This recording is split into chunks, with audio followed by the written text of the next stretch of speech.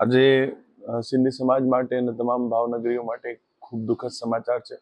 રાત્રે 3:30 વાગ્યાની આજુબાજુ મને કોલ આવેલું કે અમે હિમાચલ પ્રદેશમાં પ્રવાસ માટે ગયેલા હતા અને અમને અકસ્માત નડ્યું છે એવું મયંકભાઈનું કોલ હતું. તો તાત્કાલિક મેં હિમાચલ પ્રદેશ તંત્ર સાથે ડિઝાસ્ટર સાથે વાત કરીને તે લોકોને સ્થળે સુવિધાઓ મળી લે અને સારવાર મળી લે તેના માટે વાત કરી. ટોટલ 9 જણા ફતનાની ફેમિલી અને ભોપાણી ફેમિલીના આ પ્રવાસમાં ગયા હતા, જેમાંથી 4 જણા અત્યારે સારવાર હેઠળ છે અને 5 જણાનું દુઃખદ અવસાન થયું છે. સમાજમાં ખૂબ દુઃખ છે, પણ હિમાચલ પ્રદેશના તમામ તંત્રે અને અત્યારે ગુજરાત પ્રદેશમાં પણ જ્યારે અમે અમારા સ્થાનિક ધારાસભ્યશ્રી, શહેર અધ્યક્ષશ્રી અને મંત્રીશ્રીઓને વાત કરી, એટલે મંત્રીશ્રીઓ અને શહેર અધ્યક્ષશ્રી તમામ પ્રદેશના આગેવાનોએ ખૂબ સારી રીતે અહીંયા મદદ કરવાનું આશ્વાસન આપેલું છે અને મદદ કામ ચાલુ પણ થઈ ગયું છે.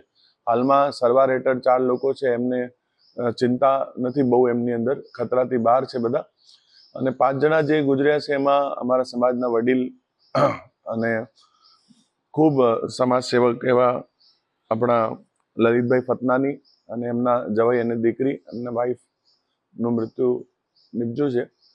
અને હાલમાં અત્યારે સમાજના લોકો સ્થળે પહોંચવા માટે નીકળી ચૂક્યા છે.